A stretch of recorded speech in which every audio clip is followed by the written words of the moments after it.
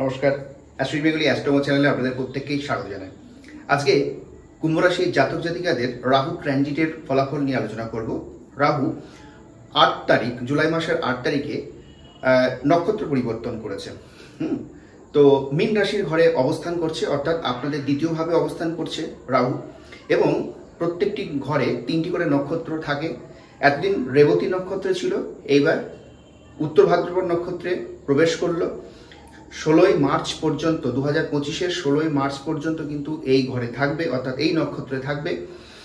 তাহলে কীরকম ফল প্রদান করবে সেটা আমরা জানব। প্রশ্ন হচ্ছে, নক্ষত্র কিন্তু ফল প্রদান করে, এটা মাথায় রাখতে হবে। প্ল্যানেট অর্থাৎ গ্রহদের অবস্থান সে কিন্তু ফল প্রদান করে না, সে একটি সম্ভাবনা তৈরি করে। অর্থাৎ মেঘ হয়েছে, বৃষ্টি হবে কি হবে না সেটা ডিপেন্ড করছে আলাদা বিষয়। অর্থাৎ মেঘ হলো, বৃষ্টির সম্ভাবনা তৈরি হলো, কিন্তু বৃষ্টি হবেই এমনটা নয়। অনুরূপভাবে প্ল্যানেট একটা সম্ভাবনা তৈরি করে, কিন্তু নক্ষত্র ফল প্রদান করে।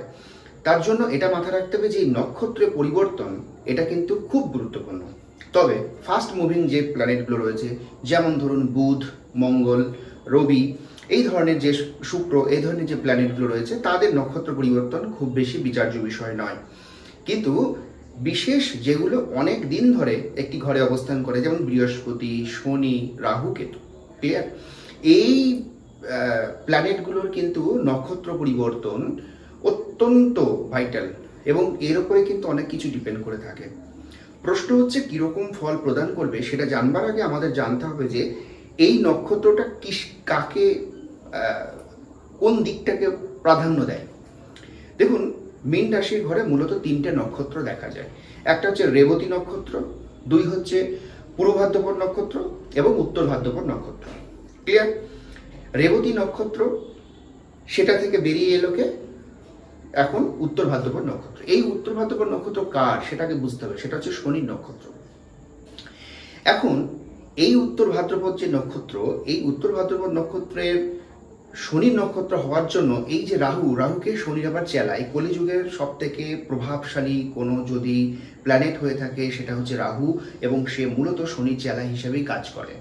তাহলে বুঝতে পারছেন এই জায়গাটা কতটা গুরুত্বপূর্ণ। বুঝতে হবে এখানে রাহু এবং কেতু দৃষ্টি নিয়ে কিছু মতান্তর রয়েছে। মতান্তরের কোনো বিষয় এখানে কিন্তু মাথায় রাখার কোনো জায়গা নেই। যারা বলে যে রাহু দৃষ্টি নেই বা কেতু দৃষ্টি নেই, অনেকে বলে, এটা ভুল কথা। কেতু দৃষ্টি নেই, এটা মাথায় রাখতে হবে। কেতুর কিন্তু আমরা দৃষ্টি কখনো বিচার্য করব না, কিন্তু রাহু দৃষ্টি অবশ্যই বিচার্য বিষয়। রাহুর ক্ষেত্রে 5ম নম্বর, 7ম নম্বর, 9ম নম্বর এবং 12 নম্বর দৃষ্টি কিন্তু রয়েছে।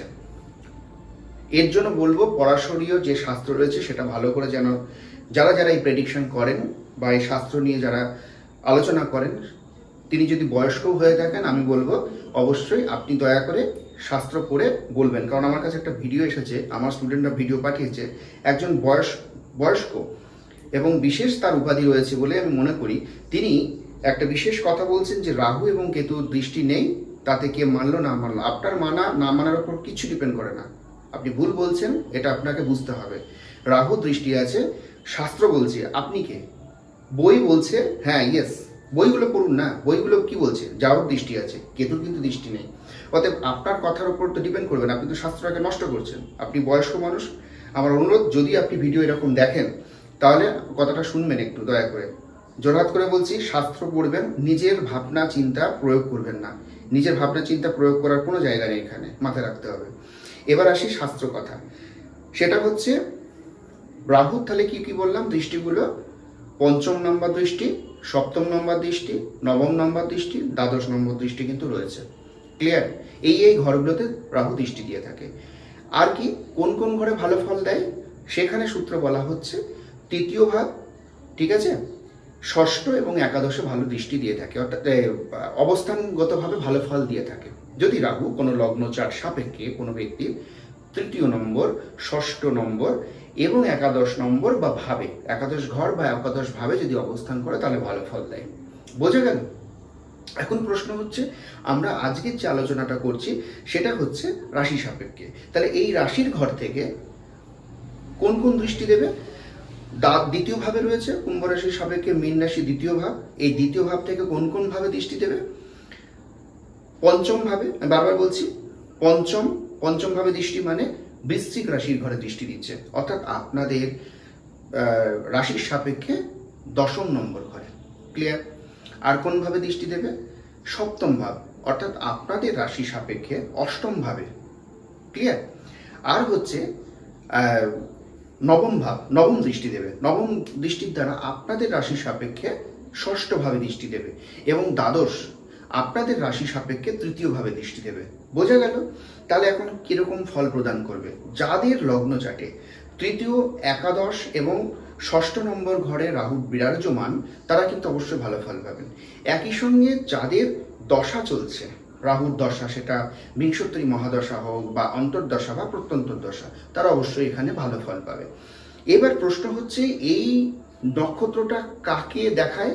নক্ষত্র হচ্ছে, মাথা রাখতে হবে, ওহি বুধিন্য। এই নক্ষত্রের যে লর্ড, অর্থাৎ রাহু উত্তর ভাদ্রপদ নক্ষত্রে প্রবেশ করলো, এই নক্ষত্রের আবার লর্ড কাকে? ওহি বুধিন্য। ওহি মানে সর্প, বুধিন্য হচ্ছে কাকে বলছে না? বিষ্ণুরই একটা অবতার, যার মাধ্যমে সমৃদ্ধ ঘটে। তাহলে দ্বিতীয় ভাবে, আপনার দ্বিতীয় ভাব মানে কি? মনে রাখতে হবে কথা এবং অর্থ, ব্যাংক ব্যালেন্স। এই যে সময়টা কুম্ভ রাশির জাতক জাতিকাদের প্রচুর পরিমাণে অর্থ সমৃদ্ধি হবে, এটা কোনো রকমের ডাউট নেই, মাথায় রাখতে হবে। কিন্তু এই ওহি বুধিন্য এখানে সর্প ইন্ডিকেট করছে, মাথা রাখতে হবে গুপ্ত শত্রুতা কিন্তু এখানে তৈরি হবে। ক্লিয়ার? বুঝুন ভালো করে। কথার দ্বারা আপনি শত্রুতা তৈরি করে ফেলতে পারেন। তাই আপনি যদি আপনার বাক, অর্থাৎ কথাকে যদি আপনি ঠিকভাবে রুদ্ধ করতে পারেন, অর্থাৎ চুপ থাকতে পারেন, সঠিক জায়গায় সঠিক কথা যদি বলতে পারেন, যদি কম কথা বলেন এবং বুঝে বলেন এবং নিজেকে নিয়ন্ত্রণ করতে পারেন, তাহলে আর্থিক সমৃদ্ধি নিয়ে আপনাকে চিন্তা করতে হবে বা গুপ্ত শত্রু নিয়ে চিন্তা করতে হবে না। তবে এখানে আমি বলবো, আপনার লগ্ন চার্ট সাপেক্ষে কীরকম যোগ আছে সেটা বিচার করে আপনি যদি এই যে টাইমটা, লং টাইম কিন্তু এখানে মনে রাখবেন, 2025-এর মার্চ মাস পর্যন্ত, 16ই মার্চ পর্যন্ত কিন্তু এই যোগটা, 8ই জুলাই থেকে যেটা শুরু হয়েছে, অর্থাৎ এই জায়গাটা কিন্তু অনেক দিন। এই জায়গাটা যদি আপনারা সঠিক বিচার বিশ্লেষণ করে, সঠিক প্রেডিকশন, সঠিক গাইড নিয়ে চলেন, ডেফিনেটলি এখান থেকে অনেক আর্থিক সমৃদ্ধ আপনাদের কিন্তু হবে, শ্রীবৃদ্ধি ঘটবে। রাহু কোন কোন দিক থেকে সমৃদ্ধশালী করতে পারে? হঠাৎ অর্থপ্রাপ্তি। শেয়ার মার্কেট কিন্তু কুম্ভ রাশি জাতক জাতিকাদের জন্য এই সময়টা অত্যন্ত শুভ সময়। অনেকে লটারি প্রাপ্তি যোগের কথা বলেন, আমি লটারিকে কখনো প্রাধান্য বা গুরুত্ব দিয়ে থাকি না। লটারিকে আমি জুয়ো খেলা বলে মনে করি, কিন্তু শেয়ার মার্কেট কখনো জুয়ো খেলা হতে পারে না। এটা কিন্তু দেশকে এগিয়ে নিয়ে যায়, অর্থাৎ ইনভেস্টমেন্ট। আপনি কোনো একটা অর্থ কোম্পানিতে, আপনি নিজে কোম্পানি মালিক হচ্ছেন। শেয়ার মার্কেটের যদি মূল থিওরিটা বুঝি তাহলে এটাই। কিন্তু তাই বলে পার ডে যে ট্রেডিংগুলো, আমি এগুলো বলবো না। পার ডে এই কাজগুলোর মধ্যে যারা এই কাজের মধ্যে যুক্ত থাকেন, বা এটা কিন্তু একটা বিশাল লোভ মানুষকে তৈরি করে এবং অনেকটা রিস্ক থাকে, যার জন্য এটা জুয়া খেলার মতোই চলে যায়। অতএব এটা না। আপনি যদি সুইং ট্রেডিংয়ের মধ্যে যান, কিংবা আপনি যদি লং টাইম ইনভেস্টমেন্ট মধ্যে যান, তাহলে কোনো ব্যাপার নেই, তাহলে ঠিক আছে। এই টাইমটা কিন্তু আপনাদের জন্য অত্যন্ত শুভ। এখান থেকে প্রচুর অর্থ কিন্তু আপনি গেইন করতে পারবেন। কিন্তু কোন লাইনে আপনি অর্থটাকে, কোন প্রোডাক্টের মধ্যে আপনি ইনভেস্ট করবেন, সেটা আপনার রাশি সাপেক্ষে বিচার্য বিষয়। ক্লিয়ার? আপনি সঠিক প্রেডিকশন নিয়ে আপনি বুঝে নেবেন যে আপনার কোন কোন জায়গায় ইনভেস্টমেন্ট। তবে এখানে কিন্তু শেয়ার মার্কেট অনেকে বোঝেন না, তাই বলবো যে এটা শিখে আপনি অবশ্যই এগোবেন। আমার কথা শুনলেন, আপনি ইনভেস্ট করলেন, এমনটা করবেন না। আপনারা শিখে অবশ্যই এগোবেন, ভালো একটা প্রফিট এখানে লাভ করা যাবে, এইটুকু বলতে পারি। কারণ এই সময় রাহু উত্তর ভাদ্রপদ নক্ষত্রে রয়েছে, সে ওহি বুধিন্য নক্ষত্র, এর মানে ওহি বুধিন্য হচ্ছে লর্ড, যার জন্য কি হয়, আপনাদেরকে প্রচুর অর্থ কিন্তু এখানে দেবে, এইরকমই ইন্ডিকেট করছে। ক্লিয়ার? এবার হচ্ছে কোন কোন ভাবে দিচ্ছে দেখুন। 10ম নম্বর, আপনাদের 10ম ভাবেও কিন্তু দৃষ্টি প্রদান করছে রাহু, তার 5ম দৃষ্টি দ্বারা বৃশ্চিক রাশির ঘরে। এই ঘরে দৃষ্টি প্রদানের মাধ্যমে আপনাদের যে কর্মের জায়গা কিন্তু খুব স্ট্রং হবে। মাথায় রাখবেন, কর্মের জায়গাটা কিন্তু খুব, সেটা হঠাৎ করে একটা চাকরি যোগ বলুন, বা এই মুহূর্তে কোনো বিজনেসে যদি আপনি পুঁজি খাটান, সেখান থেকে একটা ভালো ডেভেলপ আপনি অবশ্যই দেখতে পাবেন। ঠিক আছে। এবং রাহু কিন্তু বিদেশ অর্থ বিষয়টাকেও বোঝায়, তার মানে বিদেশি অর্থ যোগ, তার মানে বুঝতে হবে সেটা আপনি এইভাবে, সেটা আপনি যেটা ভাববেন যে বিদেশে কিভাবে আপনার যোগসূত্র, ঠিক আছে, যদি কারো কারো যোগসূত্র থাকে, বিদেশ থেকে অর্থ লাভের কোনো উপায় যদি থাকে, বা বিদেশ যাত্রার মাধ্যমে কর্মস্থানে আপনাদের জন্য অত্যন্ত শুভ, এটা নিয়ে কোনো ডাউট নেই। কিন্তু আমি প্রত্যেকে বলবো ইন্ডিভিজুয়াল প্রেডিকশন, কিন্তু আপনার লগ্ন চার্ট কি বলছে সেটা দেখা প্রয়োজন রয়েছে, ক্লিয়ার।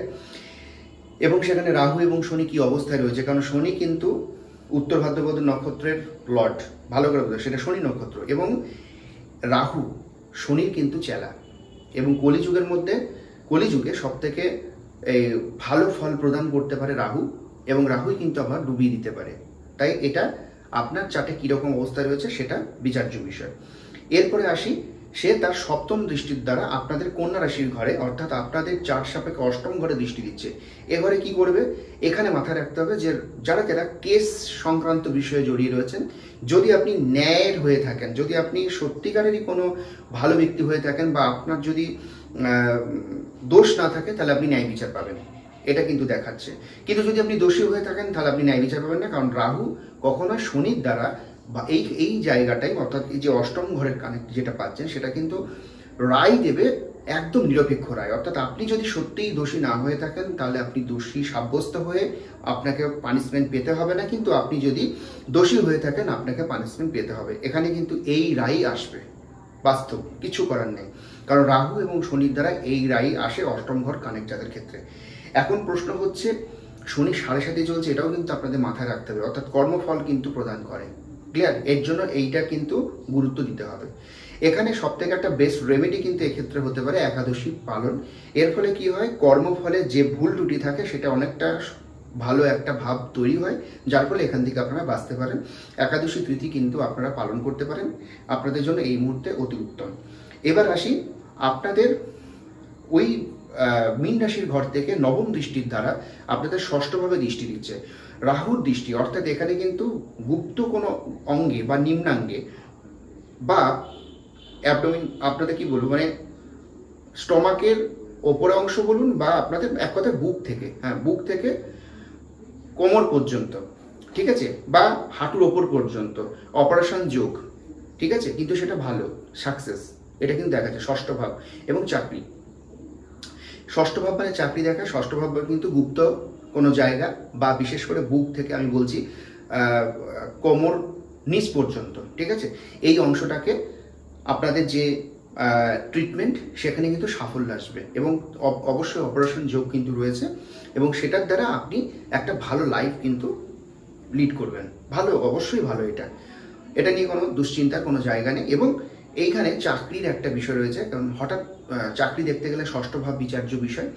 ফলে রাহু নবম দৃষ্টির দ্বারা যখন সেই ষষ্ঠভাবে দৃষ্টি দিচ্ছে, মানে আপনাদের ষষ্ঠ ঘরে দৃষ্টি দিচ্ছে, তার ফলে কি হচ্ছে, আপনাদের ভাগ্যে একটা বিরাট পরিবর্তন, কারণ নবম মানে কি, ভাগ্য, ষষ্ঠভাবে দিচ্ছে চাকরি, অর্থাৎ একটা অত্যন্ত ভালো পজিশন তৈরি করবে।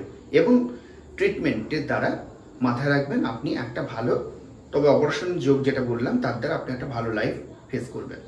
এখন প্রশ্ন হচ্ছে, গুপ্ত শত্রু কিন্তু এখানে মাথায় রাখতে হবে, গুপ্ত শত্রু কিন্তু বিকাশ ঘটায় এই জায়গাটা, গুপ্ত শত্রু কিন্তু হবে, এবং এর ফলে দ্বাদশভাবে দেখবেন আপনাদের ক্ষেত্রে একটা ব্যয়ের জায়গাটা নির্ভর করছে এই জায়গা থেকে, দ্বাদশ ভাব যুক্ত। কিভাবে দেখুন, এই এই এই যে ব্যয়টা হবে, আমি যেটা বলছি, গুপ্ত শত্রু তো বাড়বেই, এটা 100%, কিন্তু সেই জায়গা থেকে আপনাকে সচেতন থাকতে হবে। একই সঙ্গে দ্বাদশ ভাব যুক্ত হয়ে আপনাদের কি হবে, আপনাদের মধ্যে ব্যয় বাড়বে, কিন্তু সেই ব্যয়টা হবে গঠনমূলক কোনো কাজে, এমনটা নয় যে কোনো বাজে অপচয়মূলক ব্যয় নয়। এই ব্যয়টা নির্ভর করছে, মানে এই ব্যয়টা দেখাচ্ছে আপনাদের রাশি সাপেক্ষে গঠনমূলক, অর্থাৎ সাস্টেনেবল ডেভেলপমেন্ট। যে ইনভেস্টমেন্টটা আপনি করবেন, যে গঠনমূলক কাজটা করবেন, মনে হচ্ছে এটা ব্যয় হচ্ছে, কিন্তু এই ব্যয়টা পরে গিয়ে সেখান থেকে একটা ভালো শ্রীবৃদ্ধি আপনি দেখতে পারবেন। এবার হচ্ছে তৃতীয়ভাবে কিন্তু দৃষ্টি দিচ্ছে তার দ্বাদশ ভাবের দৃষ্টির দ্বারা, ঠিক আছে। কি করবে, এই জায়গার দ্বারা আপনাদের যে পার্টটা তৈরি হচ্ছে, এইখানে কি হবে, খুব ভালো করে ভাবতে হবে এই জায়গাটা।